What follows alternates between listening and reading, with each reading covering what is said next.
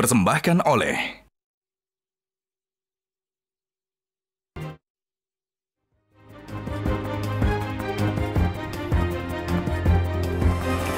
Pemirsa, 100 hari sudah Kabinet Merah Putih bekerja.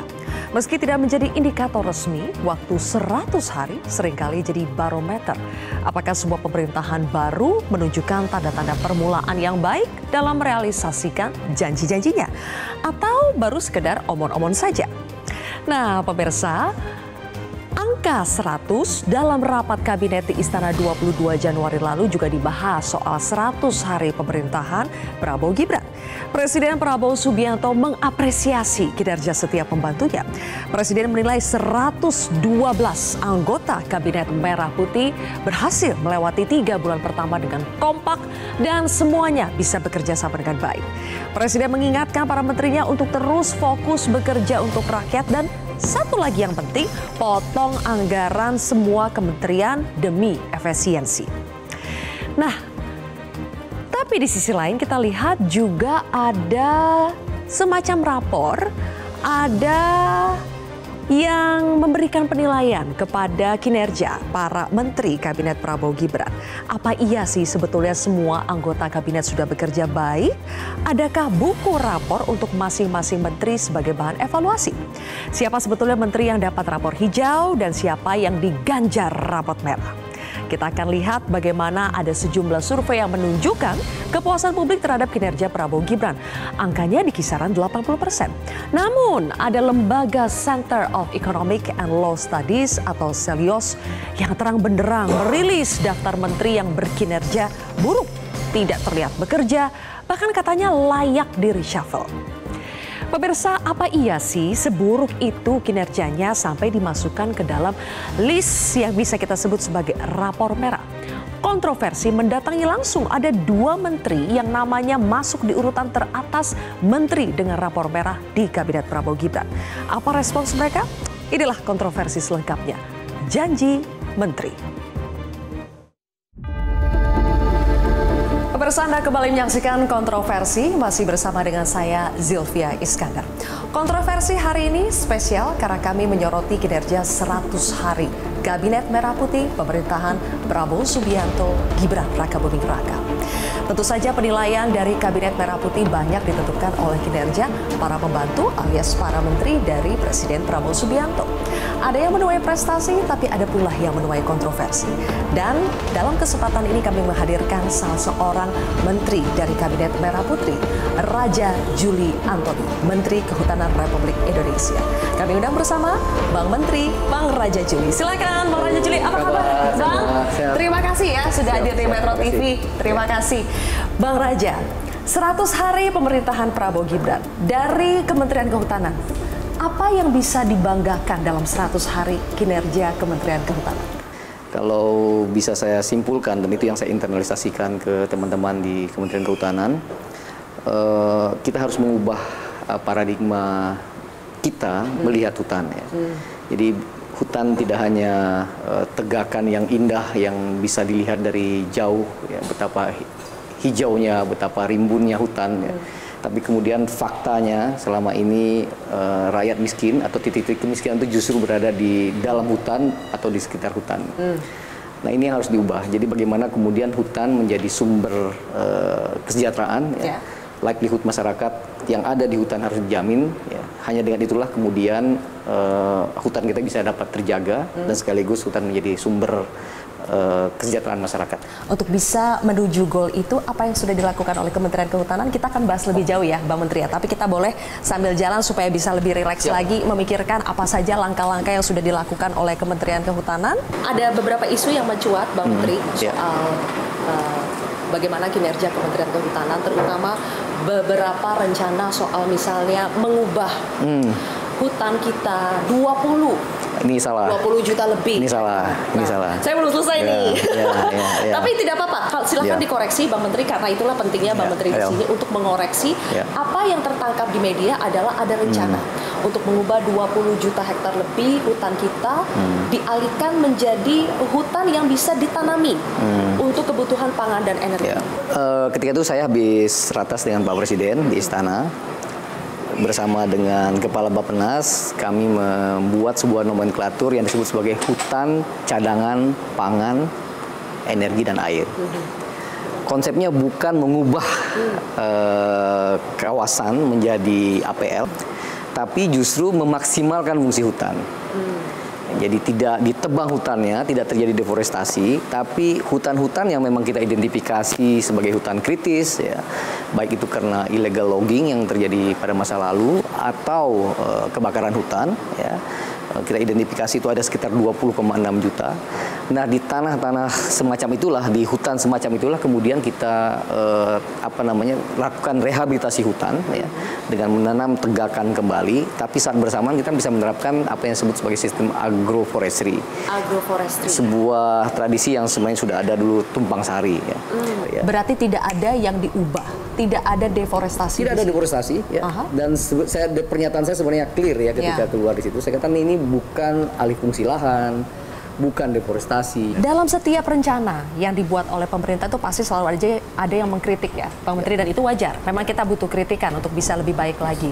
Misalnya, entah ini penilaian atau Bang Menteri mengatakannya salah, saya koreksi bahwa itu bukan mengubah hutan menjadi kemudian ditebang untuk ditanami pangan, tapi untuk bisa memaksimalkan apa yang sudah ada sekarang. Tapi kalau menurut Walhi misalnya salah satunya, ini bisa berbahaya, bahkan dijuluki Kementerian Kehutanan, diubah namanya, nomenklaturnya jadi Kementerian Deforestasi. Nah, apa yang bisa Bang Menteri sampaikan ketika sudah ada kritik seperti itu?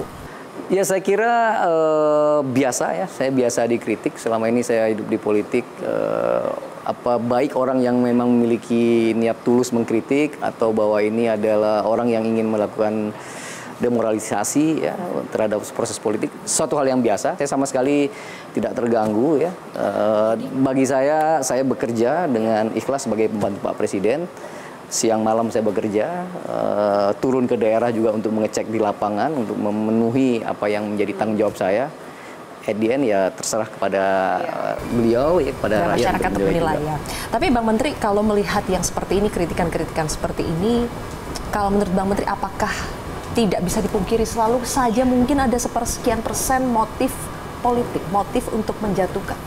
Apalagi dalam 100 hari kerja ketika sedang betul-betul dipantang ini kinerja. Saya sekali lagi menyerahkan kepada Pak Presiden sebagai atasan saya. Ya. Saya hanya bekerja secara ikhlas, insya Allah ya, kerja tuntas ya. Dan ya biar rakyat nanti akan menilai apakah program kementerian kami ini betul-betul dapat membantu mewujudkan apa yang diperintahkan oleh Pak Presiden Prabowo. Ya. Sekarang ada sebuah lembaga bahkan yang ketika dalam 100 hari kerja ini, Pak Menteri, yang menilai bahwa mereka membuat daftar rapor merah, rapor hijau, menteri mana yang berkinerja baik, mana yang buruk, mana yang harus di-reshuffle, mana yang harus dipertahankan. Dan ada nama Bang Raja Juli di situ sebagai menteri urutan pertama, menteri yang harus di-reshuffle, menteri yang sepertinya tidak bekerja. Itu ada dua kategori yang berbeda. Bang Menteri menanggapinya seperti apa? Kita sambil jalan lagi, Bang Menteri. Oke. Jadi bagaimana Bang Menteri menyikapi rapor merah yang dikeluarkan oleh lembaga serius, Bang? Saya terus terang baru baca belakangan. Tapi banyak juga report dari beberapa lembaga ya yang menunjukkan ya ada yang baik, ada yang tidak baik ya. Tapi bagi saya itu sebagai evaluasi untuk memaksimalkan kerja saya. Insya Allah sekali lagi saya bekerja almost 24 hours ya. 7 days a week gitu ya untuk memang menjalankan amanah ini dengan baik. Makanya kalau pada saat di kategori yang katanya menteri yang tidak seperti bekerja, padahal kata Bang Menteri sudah bekerja. So monggo 7 kali 24 jam. Silakan, saya selalu juga update apa yang saya kerjakan. Ya, ini bagian dari amanah dari internal partai saya juga untuk transparan. Kalau melihat rapor-rapor seperti ini jadi pusing nggak? Jadi beban tidak? Sama sekali enggak.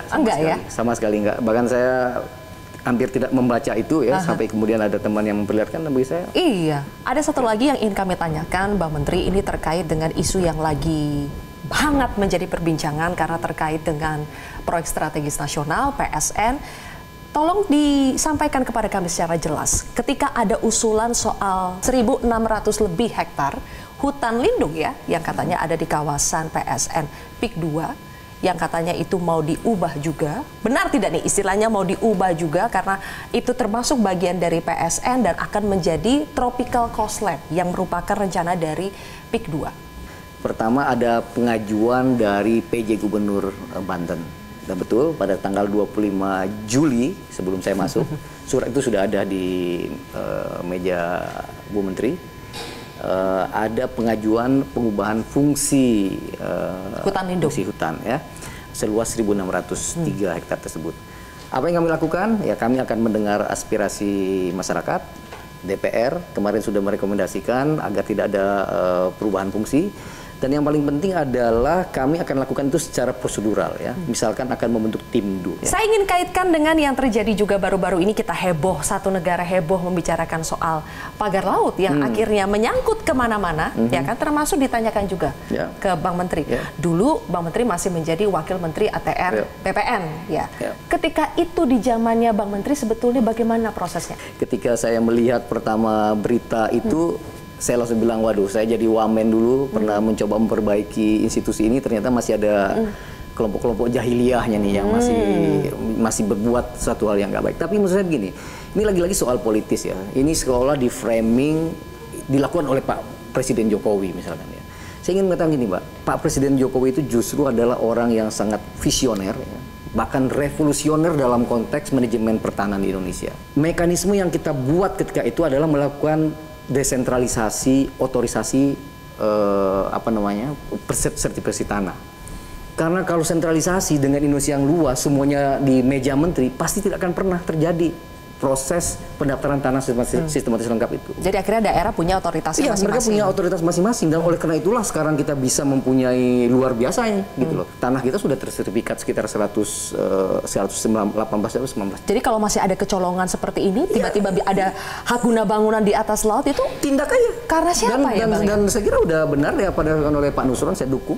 Tapi Bang Raja mengatakan hakul yakin ini tidak ada menteri, wakil menteri nggak itu mungkin. Nggak tahu. Nggak mungkin. Nggak tahu soal pengeluaran sertifikat itu. 7 juta sertifikat diproduksi 1 tahun. Artinya ketika saya jadi wamen 2 tahun aja ada 14 juta sertifikat. Apakah ada di saya tahu?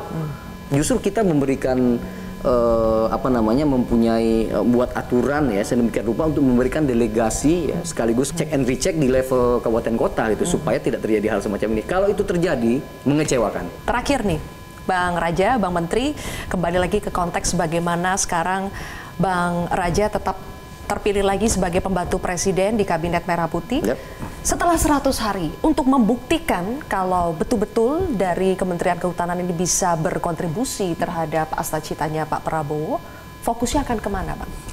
Tetap ya, pertama saya akan selesaikan reformasi di internal. Dirjen-dirjen yang ada selama ini, saya mengidentifikasi mereka ini menjadi raja-raja kecil. Jadi kalau kita punya program one net policy ya, pada level antar kementerian, bahkan di internal kami pun petanya masing-masing kedirjenan tidak terkonek. Jadi saya akan kejar ya agar semua tidak bekerja di satu platform yang sama, proses bisnis yang sama, sehingga ketika ada perubahan fungsi di satu kedirjenan, dirjen yang lain akan tahu karena memang diupdate di sana secara otomatis. Kemudian proses tadi reforestasi, ya, saya akan mengejar target 12,6 juta lahan kritis kita akan ditanam, tapi saat bersamaan saya juga akan memaksimalkan fungsi hutan untuk kesejahteraan masyarakat seperti yang diperintahkan oleh Pak Prabowo Subianto. Ya, fungsi hutan untuk kesejahteraan masyarakat. Baik, kalau begitu terima kasih Menteri Kehutanan Bang Raja Juli Antoni sudah bergabung bersama kami di Kontroversi. Sukses terus, Bang. Makasih. Tapi pernah ditanya nggak Mas Muni, sekarang Mas Muni tuh anak buahnya Pak Jokowi apa anak buahnya Pak Prabowo? Ya, gitu? pasti anak buahnya Pak Prabowo dong. Anak buahnya Pak Prabowo. Karena jelas kita kan ya. Menteri dan pembantunya Pak Prabowo. Aha.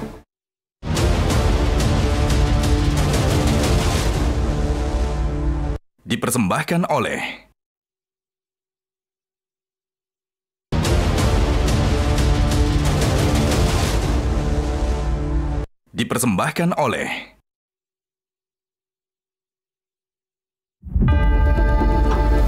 Menteri lain yang ikut mendapatkan nilai kurang memuaskan alias mendapatkan rapor merah versi Selyos adalah Menteri Koperasi Budi Aristiadi. Tim Kontroversi sudah berada di rumahnya dan kami akan menanyakan langsung respons dari Bapak Budi Aristiadi ketika namanya masuk dalam salah satu daftar menteri yang kinerjanya dianggap tidak baik.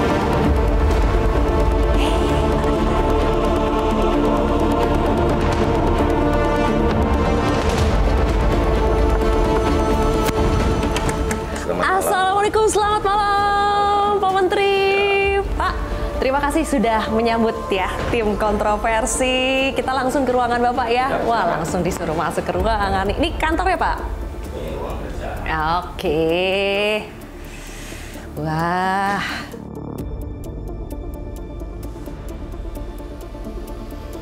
Mas Muni baru 1 minggu ya pindah ke rumah dinas baru ini ya?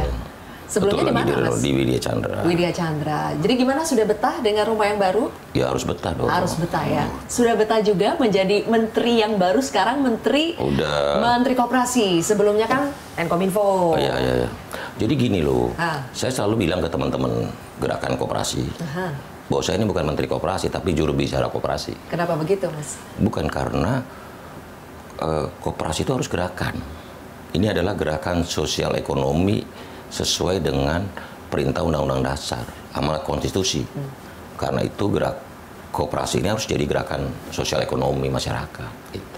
Mas, aku mau tanya dong nih, kebetulan di sini ada kertas dan spidol. Mas Muni, sekarang kan zamannya setiap menteri itu dinilai ya. Ada lembaga ini memberikan nilai ini, memberikan rapor ini. Itu kan bagian dari demokrasi. Kalau Mas Muni sendiri boleh dong menilai diri sendiri. Gini. Iya kan? Kalau memberikan skor, saya gini, koperasi ini terus terang di Indonesia perlu tantangan tersendiri. Karena apa? Karena tingkat partisipasi masyarakat menjadi anggota koperasi baru 29,8 juta, baru 30 juta. Dibandingkan dengan Amerika yang katanya negara kapitalis, liberalis, individualis, dia 155 juta. Hampir setengahnya masyarakat sudah berkooperasi. Ada banyak tantangannya. Jadi justru itu, koperasi ini adalah kementerian yang penuh tantangan, tapi sekaligus juga peluang dan harapan. Ada tantangan, ada peluang. Ada peluang. Kalau begitu, skor kinerja dari Kementerian Koperasi selama di bawah Mas Muni 100 hari kerja ini ya, berapa? Dari 1 sampai 10? 7. 7. Coba kita kasih skornya 7. Berarti ini cukup baik sebetulnya ya? Enggak, karena gini, saya melihat satu begini, koperasi ini sebagai gerakan sosial ekonomi ini punya harapan.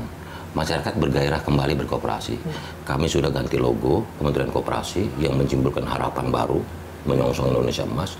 Yang kedua begini, koperasi ini tingkat kepercayaan masyarakat terhadap koperasi harus ditingkatkan. Kedua, rebranding, digitalisasi, karena era digital tetap harus menjadikan koperasi yang lebih modern. Nah, yang keempat, tata kelola dan sumber daya manusia.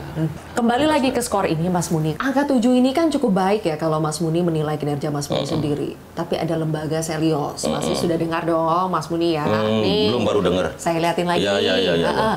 Ada 3 kategori loh, nama Mas Muni masuk semua. Menteri berkinerja buruk, katanya tuh di urutan kedua. Menteri yang perlu di reshuffle, urutan kedua juga. Terus menteri atau kepala lembaga yang tidak terlihat bekerja juga ada nama Mas Budi Aristiadi di sini. Komentarnya dong. Demokrasi, semua orang boleh nilai. Silakan aja dinilai, gitu loh. Termasuk kita juga boleh, masyarakat juga boleh nilai lembaga yang menilai itu. Emang Mas Muni penilaiannya gimana terhadap lembaganya? Ya kita kan banding-bandingin dengan yang lain, dengan lembaga yang lain, dengan Litbang Kompas atau yang lain-lain ya, banyak lembaga gitu. Kan dibanding-bandingin, mereka aja nilai Pak Prabowo 5, Mas Gibran 3, bagaimana Presiden dan Wapres. Begitu. Jadi tapi itu bukan dalam diskusi kita lah.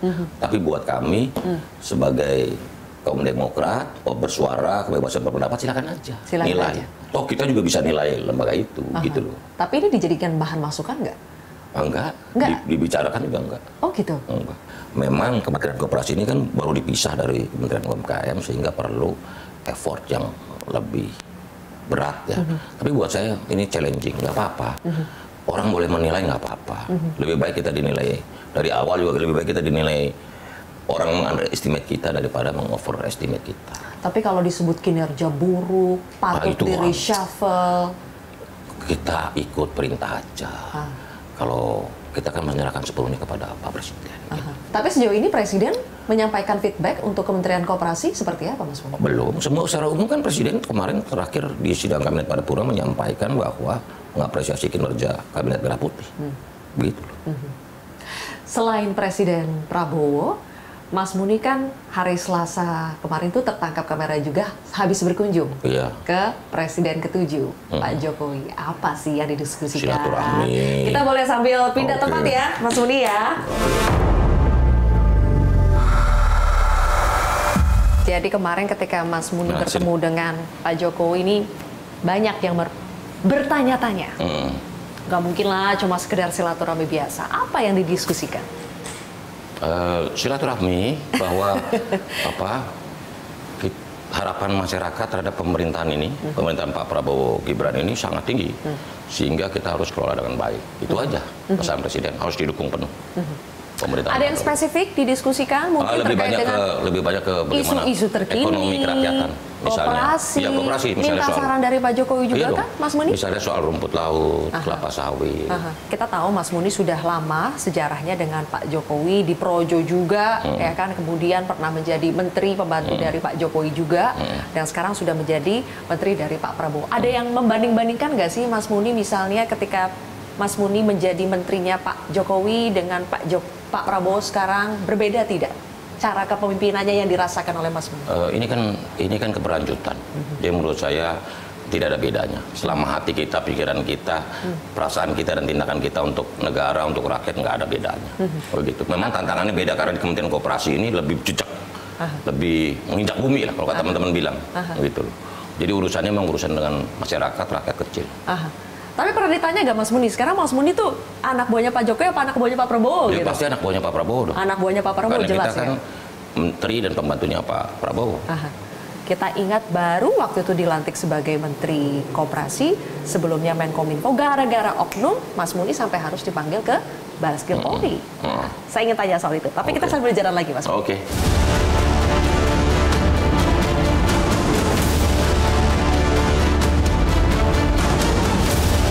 Mas Muni, tadi soal oknum. Iya. Mas Muni sepertinya jadi menteri pertama di kabinetnya Pak Prabowo yang sampai harus dipanggil ke Bareskrim nih untuk memberikan keterangan soal waktu itu kasus membacking situs Judul. Itu kelanjutannya bagaimana sih Mas Muni?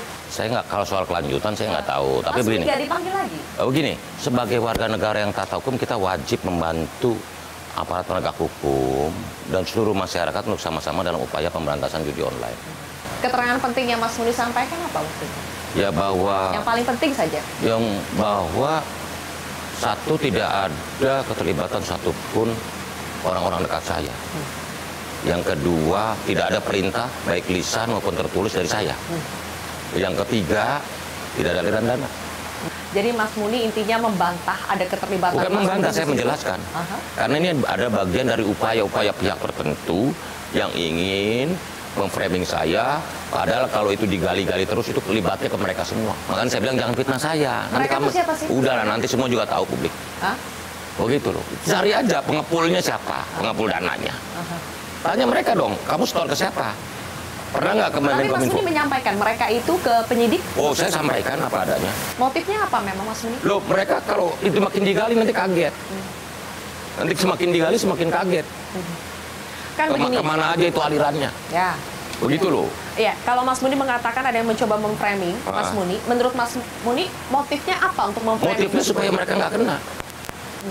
Padahal mereka selama ini yang menikmati. Saya ini bayang 15 bulan saya yang paling kampanye dan kerja keras loh. Untuk memberantas judi online dengan segala daya upaya yang saya punya. Kasus soal judi online ini langsung besar gitu ketika Mas Muni sudah tidak menjadi Menkominfo lagi, bahkan sudah menjadi Menteri Koperasi. Dan gara-gara kasus ini pula sempat ada isu-isu, wah ini salah satu kandidat yang akan di-reshuffle dan banyak-banyak isu-isu lain. Sebetulnya Mas Muni takut gak sih untuk di-reshuffle? Enggak. Itu hak prerogatif Presiden. Gitu. Kita dipercaya untuk membantu, kita bantu. Sekuat tenaga, sebisa mungkin. Udah. Apakah ini salah Karena satu gini, saya yakin kebenaran pasti menemukan jalannya sendiri. Kedua, Tuhan nggak pernah tidur. Baik, kalau begitu. Mas Muni, sukses. Sukses. Dengan jabatan Menteri Koperasi. Semoga betul-betul bisa membantu mensejahterakan rakyat. Terima kasih. Terima kasih. Baik, pemirsa, saat lagi kontroversi akan kembali bersama dengan 4 narasumber di studio untuk membahas lebih jauh soal apa tindak lanjut dari rapor yang sudah disampaikan mengenai kinerja para menteri. Apakah ini akan menjadi bahan evaluasi dan perbaikan seperti apa yang akan dilakukan? Sesaat lagi, pemirsa.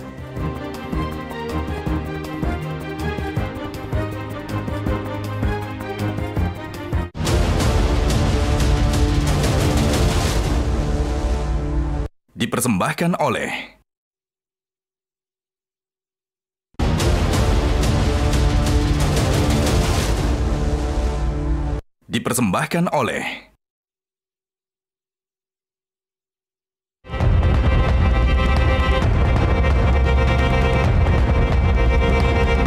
saya sangat bangga tim saya, kabinet saya bekerja dengan sangat kompak, tanpa lelah.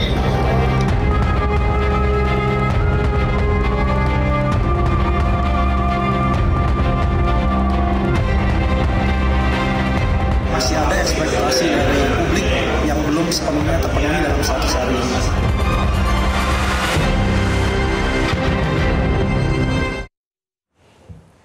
Baik pemirsa, sudah ada 4 narasumber di studio kontroversi. Di sebelah kanan saya ada Ketua DPP Partai Gerindra Hendar Sammarantoko. Selamat malam Mas Hendar. Selamat malam. Berikutnya juga ada Ketua DPP Partai Golkar Dev Laksono. Mas Dev, selamat malam. Selamat malam. Di sebelah kiri saya ada juru bicara Kantor Komunikasi Kepresidenan atau PCO, ada Kang Ujang Komarudin. Selamat malam Kang Ujang. Terima kasih sudah hadir di kontroversi. Dan juga ada Direktur Eksekutif Parameter Politik Indonesia Adi Praetno. Mas Adi, selamat malam. Selamat malam. Terima kasih semuanya sudah hadir. Mungkin saya ke Mas Adi dulu. Mas Adi, kalau tadi Mas Budi Ari Setiadi, Menteri Koperasi, memberikan skor 7 untuk dirinya sendiri selama menjadi menteri di 100 hari pertama.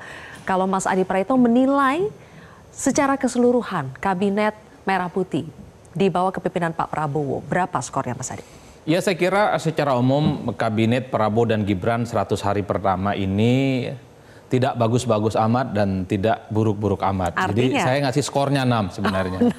Kenapa saya skor 6? Saya menggunakan 2 variabel. Pertama adalah variabel survei opini publik. Jadi suka tidak suka, survei itu kan adalah alat bantu sebenarnya untuk mendeteksi bagaimana persepsi publik terkait dengan kinerja pemerintah. Kan sudah banyak survei yang menyebutkan 80,9% mereka itu cukup percaya bagaimana Prabowo dan Gibran itu sudah memulai sesuatu yang positif. Meski pada saat yang bersamaan publik sebenarnya tidak terlampau tahu apa indikasi tingkat kepuasan itu. Karena memang biasanya survei opini publik itu kan pertanyaannya tidak terlampau mendalam. Pertanyaannya tertutup, terbatas apakah Anda puas dan tidak. Setelah itu kan tidak diperdalam. Apa yang membuat Anda puas? Misalnya disebutkan satu persatu. Di survei seringkali terbatas, tidak di situ. Maka saya menemukan jawabannya, yaitu di survei yang berbasiskan kualitatif yang seperti yang disampaikan oleh kawan-kawan Cilios itu, dia mencoba untuk bagaimana mencari preferensi, bagaimana pendapat kalangan ahli yang disebut dengan expert judgment itu, bagaimana para ahli yang dinilai punya kapasitas, punya kompetensi, punya pengetahuan yang mendalam terkait dengan kinerja pemerintah dan menteri, kemudian muncul skornya. Sekalipun saya tidak terlampau setuju dengan skornya yang saya kira terlampau minor ya, tapi secara substansi yang ingin saya katakan adalah per hari ini 100 hari kinerja Prabowo Subianto dan Gibran itu yang paling bisa diraba itu paling mungkin hanya soal makan bergizi gratis, kemudian biaya haji turun, kemudian ada diskon untuk tarif listrik sebulan 2 bulan. Selebihnya di luar itu ya tentu adalah hal-hal yang sifatnya hanya sebatas pertama nih, sebatas rencana dan kemudian sebatas planning, dan banyak menteri yang justru dikaitkan dengan peristiwa masa lalunya. Nah, 2 menteri yang tadi Zilvia wawancara itu, bagi saya itu adalah efek dari peristiwa masa lalu yang kemudian memberikan bagaimana raport mereka itu diberikan merah, bukan terkait dengan apa yang mereka lakukan saat ini. Peristiwa masa lalu misalnya Budi Ari dengan ada isu keterlibatan dengan judul Budi Ari pada saat misalnya soal judi online, ataupun misalnya Raja Juli itu terkait dengan posisinya sebagai wakil menteri, terkait dengan ATR BPN dan seterusnya. Saya menduga gara-gara peristiwa masa lalu itu yang kemudian memberikan persepsi yang agak sedikit negatif.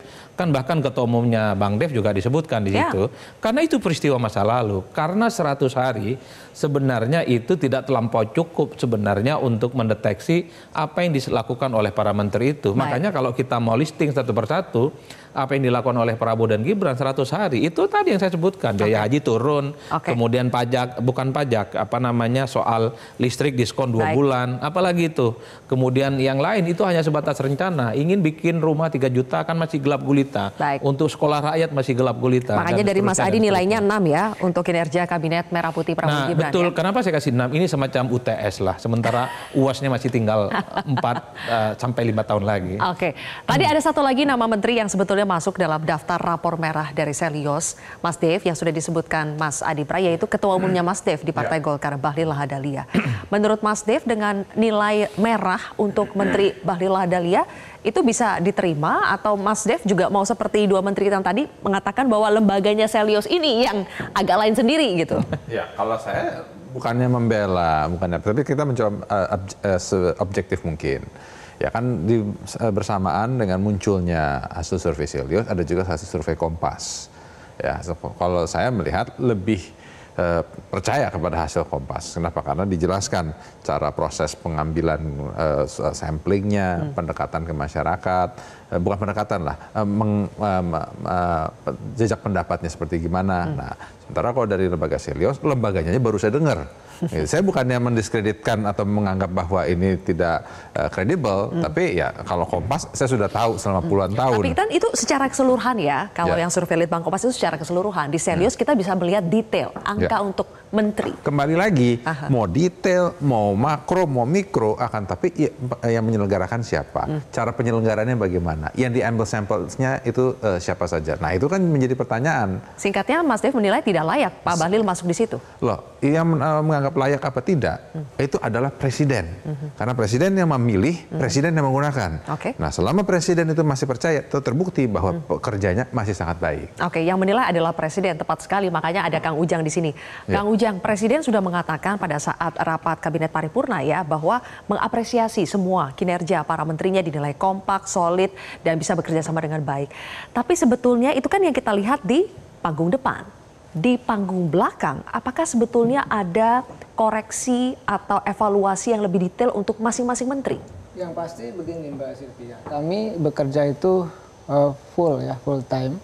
Artinya para menteri itu kompak, lalu juga menjalankan program yang sudah disodorkan kepada Pak Presiden ketika dilantik yang lalu. Di saat yang sama juga kami bekerja itu tidur itu 3-4 jam Mbak Sylvia. Jadi kalau kita bicara soal ukuran kinerja menteri, maka kami membacanya adalah sesuatu yang baik, yang positif. Kalaupun tadi ada penilaian yang negatif ya dari jajak pendapat yang dianggap ahli ya oleh Selyos itu, tentu itu ya bagian daripada evaluasi saja. Karena kami berjalan baru 3 bulan. Kalau ibaratkan bermain bola 90 menit, ini kan baru 5 menit. Dan sudah tercipta gol-gol itu loh. Gol-golnya apa? Tadi MBG sudah, saya tambahkan dari Bang Adi tadi, bahwa ada kenaikan UMP 6,5%. Lalu juga penghapusan kredit macet dari para UMKM, petani dan nelayan. Nah, itu juga menjadi penting bahwa gol-gol itu sudah tercipta di menit-menit awal, 5 menit pertama dalam 90 menit pertandingan. Nah, kalau kita umpamakan lagi bahwa pemerintahan Pak Prabowo Gibran ini 3 bulan itu dari 60 bulan yang akan berlangsung ke depan, ini artinya 57 bulan lagi. Ini pun baru 5% nih, 3 bulan. Jadi apa yang dilakukan oleh pemerintah termasuk kabinetnya, bagi kami sudah bekerja keras, sudah melakukan yang terbaik. Kalau ada minus-minus, kekurangan, bolong-bolong, itu hal yang wajar. Karena wajar, tapi apakah bisa dibilang bisa ditolerir begitu, Kang Ujang? Yang pasti kami bekerja keras, pemerintah, untuk memberikan kerja yang terbaik dengan program-program yang dimiliki oleh kementerian. Ya, Pak Prabowo selalu mengatakan, silahkan nilai kami 6 bulan begitu. Jadi sebenarnya kalau kita lihat penilaian dari publik yang menganggap 100 hari, kami tidak mengenal 100 hari. Tetapi agar lebih objektif, tadi agar tidak lebih singkat dan waktunya cukup, maka 6 bulan itu menjadi penting. Oleh karena itu Mbak Sylvia, kami memastikan kalau soal belakang layar tadi, yang jelas kami PCO itu Kantor Komunikasi Presidenan hampir tiap hari rapat dengan kementerian dan lembaga untuk memastikan apa yang akan dilakukan step demi step, bulan demi bulan itu kami sudah rancang. Ya ini kita lakukan yang terbaik untuk kepentingan masyarakat bangsa. Artinya kalau ada penilaian negatif itu bagian daripada evaluasi lah. Tetapi kami yakin kami akan bekerja yang terbaik. Ada survei opini publik yang bisa dijadikan salah satu acuan, tapi pertanyaan saya, di internal sendiri Kang Ujang, apakah ada mekanisme yang bisa secara objektif memotret, mengukur, memastikan kinerja atau rapor dari para menteri ini, setiap menteri itu dipantau, ada tidak? Ada, kan kalau kita lihat pemerintahan yang lalu kan ada KSP. KSP kan bisa menilai kinerja menteri itu dan evaluasi internal istana itu selalu dilakukan. Masukan-masukan publik selalu juga dijaring gitu. Oleh karena itu tidak usah khawatir gitu bahwa apa yang menjadi catatan gitu dari para menteri dengan program-programnya itu juga akan terlihat kok, baik dari sisi internal di istana ya maupun oleh publik. Karena bagaimanapun ini pembuktian pemerintahan Pak Prabowo Gibran, kami ingin bekerja terbaik untuk rakyat Indonesia, maka ya menteri pun akan selalu bekerja yang terbaik. Tadi kalaupun ada riset ya, penelitian ataupun survei yang menganggap mohon maaf agak miring, yaitu tentu menjadi bagian koreksi yang tentu masih perdebatan juga soal metodologi dan sebagainya. Dalam 100 hari Pak Prabowo dan Mas Gibran memimpin, ada beberapa isu miring tadi. Saya ingin tanya ke Mas Hendar Sam. Salah satu yang paling membuat gaduh satu republik ini adalah soal pagar laut. Nah, apakah isu-isu seperti ini mengganggu untuk Partai Gerindra yang merupakan partainya Pak Prabowo? Dijawab nanti Mas Hendar Sam. Kita harus jeda terlebih dahulu, pemirsa. Kontroversi kembali sesaat lagi.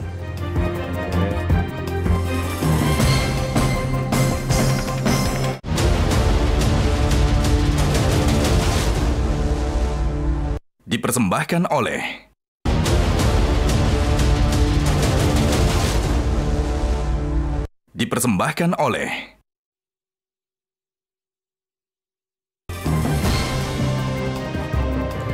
Kembali lagi di kontroversi, pemirsa. Mas Hendar Sam, karena pemerintahan Pak Prabowo ini mengusung konsep keberlanjutan ya. Makanya semua PR-PR atau beban dalam tanda kutip yang terjadi di pemerintahan sebelumnya akhirnya juga banyak ditanyakan lagi ke pemerintahan Pak Prabowo.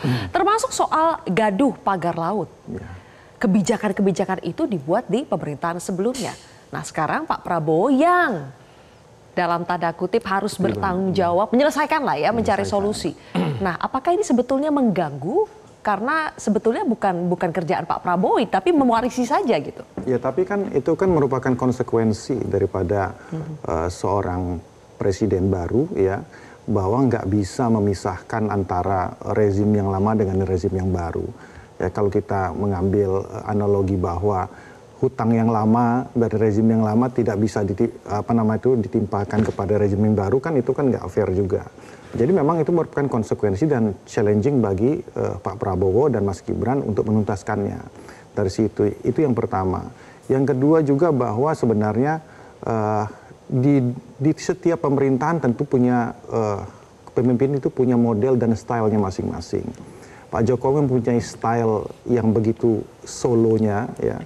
Kadang-kadang tersirat ya kan apa yang disampaikan ke publik, tapi Pak Prabowo mempunyai style yang begitu blak-blakan dan saklek dan tegas ya. Kita bisa lihat, nggak usah jauh-jauh, di beberapa hari belakangan sini saja dia sudah mengatakan gitu kan, himbauan kepada tegas kepada aparat hukum untuk setia kepada bangsa dan negara. Nah, jadi hal-hal tersebut sebenarnya kan nggak perlu diterjemahkan lagi, hal-hal kayak gitu ya.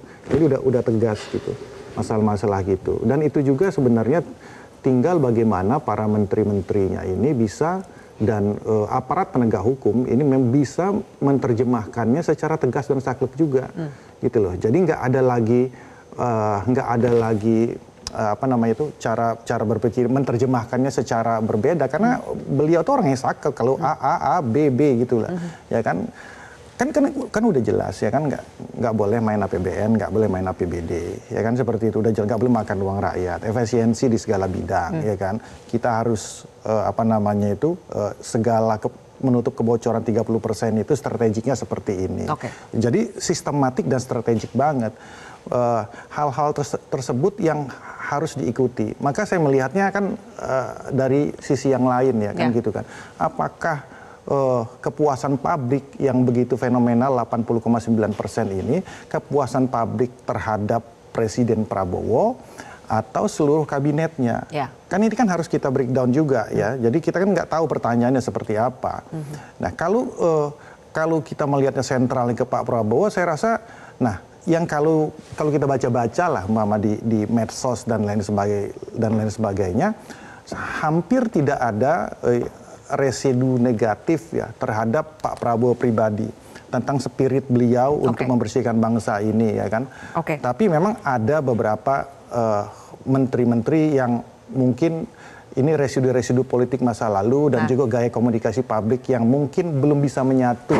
Karena ibarat ini kan kalau tim sepak bola ya baru dibentuk timnya ini, ritmenya belum dapat. Makanya, Mas Hendar, dari Partai Gerindra resah tidak sih kalau misalnya sebetulnya Pak Prabowo-nya sudah bagus, tapi karena satu dua sejumlah orang pembantunya atau tadi anak buahnya salah menerjemahkan atau tidak tegas dalam menerjemahkan kata-kata Pak Prabowo, sehingga akhirnya mengganggu tidak kinerja dari pemerintahan Prabowo secara keseluruhan? Apakah ini meresahkan buat Partai Gerindra? Ya sebenarnya saya nggak mewakili Partai Gerindra untuk masalah yang gitu. Cuman kita juga harus wise melihatnya. 100 hari dari 1825 hari pemerintahan itu kan tentunya bukan sesuatu hal yang menjadi patokan dan barometer sebenarnya. Jadi kita melihatnya bahwa ya tim ini belum sepenuhnya ngeblend aja, belum sepenuhnya bisa menerjemahkan. Karena gini ya, kalau kita melihat ya banyak di rezim pemerintahan sebelumnya maupun di dalam negeri dan di luar negeri, 100 hari itu kadang-kadang itu banyak lebih kepada hal yang sifatnya grand design aja. Tapi beliau pada saat ini karena memang sudah isi kepalanya itu udah penuh gitu loh, ya kan, ide-ide kebangsaannya dan strategi itu memang sudah beliau sampai buat buku berbagai macam bagaimana cara menyelesaikan bangsa ini ke depannya. Jadi grand design itu langsung dieksekusi kan gitu kan ya, termasuk yang masalah kalau kita bicara masalah pagar laut kan nggak ada hal yang perlu diterjemahkan atau ditafsirkan secara berbeda ya. Iya, makanya oleh karena sudah berbingung-bingung kita menanti sebetulnya terjemahan di bawahnya itu seperti apa outputnya. Makanya saya mengapresiasi apa yang dilakukan oleh Mas Nusron, ya kan, selaku Menteri ATR BPN, bahwa beliau langsung, saya itu nggak ada loh ngasih usulan apakah dia, tapi saya tahu bahwa pemikiran Pak Prabowo itu harus diterjemahkan seperti apa. Saya ambil contoh seperti ini ya. Untuk case di pagar laut itu, yang paling utama, kalau memang ada pelanggaran administratif terhadap penerbitan sertifikat itu di bawah 5 tahun, maka Menteri ATR BPN itu ya koreksi bisa langsung. Udah nggak usah lama-lama nunggu-nunggu, kalian itu zoom aja selesai kok masalah itu kan. Nah, akhirnya besoknya itu tadi udah dicabut gitu loh. Jadi untuk contoh ya, Mas Nusron, beliau bisa menerjemahkan tersebut ya. Nah, tapi kalau untuk yang sertifikat yang di atas 5 tahun, beliau harus minta petunjuk dulu nih fatwa nih, jangan sampai juga salah kan. Dari tadi Mas Hendar Sam, narasumber yang lain mengatakan 100 hari itu adalah waktu yang masih singkat untuk menilai secara keseluruhan yang fair gitu ya. Tapi untuk menteri-menteri yang sebetulnya bukan menteri baru, dari zamannya Pak Jokowi juga sudah ada, misalnya Pak Bahlil begitu ya. Mas Dev, kan biasa ya 100 hari menjadi ukuran ancang-ancang apakah orang ini harus dipertahankan, apakah harus di-reshuffle. Sebetulnya kalau sebagai menteri yang juga sekaligus ketua umum itu merasa ada imunitas gak sih, kekebalan gitu, kalau ketua umum juga biasanya akan lebih sulit untuk di-reshuffle. Ada merasa seperti itu tidak Mas Dev? Ya kalau gitu mesti tanya langsung ke ketua umumnya. Bagi Golkar merasa lebih aman tidak? Ketua umum udah pasti aman nih sebagai menteri, tidak akan di-reshuffle. Kita tidak melihat merasa lebih aman, enggak. Kan kita harus semua kembali ke performanya, dan performanya itu kan yang tadi kita bahas. Kita menentukan yang menyikapi adalah presiden. Karena presiden yang tahu persis bagaimana pandangan, pikiran, visi misi beliau diterjemahkan di dalam kebijakan di kementerian tersebut. Nah, ya Pak Bahlil, ini sekarang kita lagi bahas Pak Bahlil ya. Karena Pak Bahlil itu bukan saya pandangan saya, tapi ini fakta realita bahwa semua yang presiden inginkan, yang disampaikan arahan presiden itu berhasil diterjemahkan menjadi kebijakan. Nah, memang belum sepenuhnya semua berjalan. Kenapa ya? Ini kan baru 100 hari, ya. Bukannya alasan, tapi ini adalah prosesnya, gitu ya. Bukannya menyatakan bahwa ya ini semua rancangan, tapi tidak ada realitasnya. Ya, ini kan tahapan demi tahap. Ya, ini kayak misalnya saya di DPR ngebuat undang-undang kan nggak hari ini perlu buat undang-undang anti judol, besok langsung jadi kan? Enggak. Nah, kan ada tahapannya juga. Ya sama juga dengan semua program-program kebijakan di kementerian. Mulai dari penyerapan aspirasinya, lalu penjabarannya, lalu landasan hukumnya, semuanya itu berproses. Nah, itu semua sudah berhasil beliau jalankan, berikut juga dengan kementerian-kementerian lainnya di dalam Kabinet Merah Putih ini. Oke, baik. Singkat-singkat saja untuk Mas Adi dan juga Kang Ujang. Mas Adi ada prestasi tapi juga ada kontroversi. Kita ingat sudah ada utusan presiden yang mengundurkan diri karena pernyataannya, Gus Miftah. Sudah ada yang minta maaf karena persoalan di lalu lintas itu seperti Raffi Ahmad. Kemudian juga ada Menteri Desa yang sudah minta maaf, Yandri Susanto, karena persoalan COP.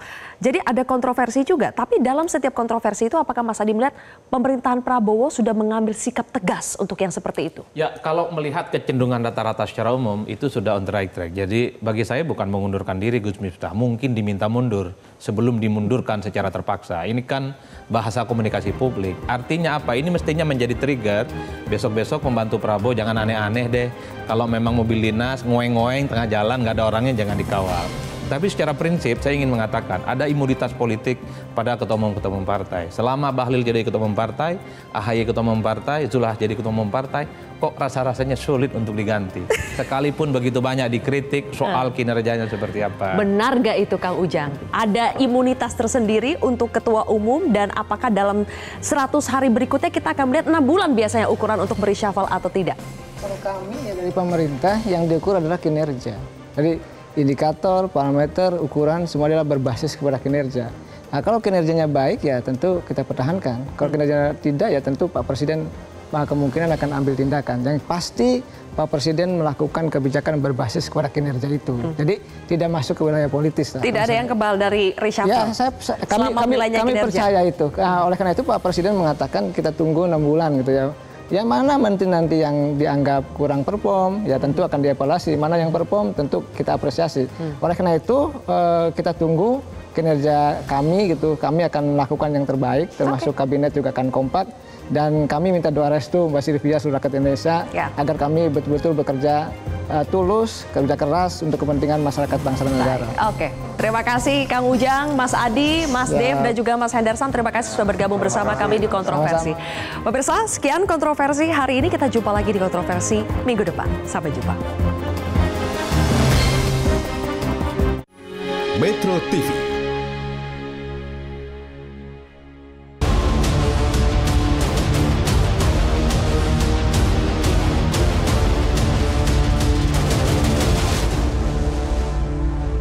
Dipersembahkan oleh